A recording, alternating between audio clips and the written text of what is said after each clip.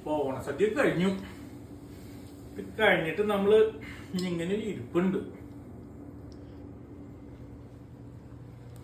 നമ്മൾ ആലോചിക്കും ഈ കറികളൊക്കെ വെച്ച് എന്ത് ചെയ്യുന്നു.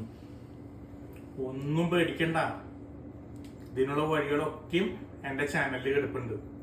ഇതിന്റെ ലിങ്ക് എല്ലാം ഞാൻ എന്റെ ഡിസ്ക്രിപ്ഷൻ ബോക്സിൽ കൊടുക്കാം. അപ്പൊ സാമ്പാറ്, പപ്പടം, അവിയല്, കാളൻ, നമ്മുടെ ഇഞ്ചിക്കറി, എല്ലാത്തിനും നമ്മൾ നോൺ വെജ് ആക്കണ വിധം എല്ലാത്തിന്റെയും ലിങ്കും അടിപൊളി റെസിപ്പിയും എന്റെ ചാനലിൽ എടുപ്പുണ്ട്. ഇനി അതിനെ കുറിച്ച് നിങ്ങൾ ടെൻഷൻ അടിക്കണ്ട. ഓണം അടിച്ചങ്ങോട്ട് ആഘോഷിക്കുക. എങ്ങനെ അടിപൊളിയായിട്ട്.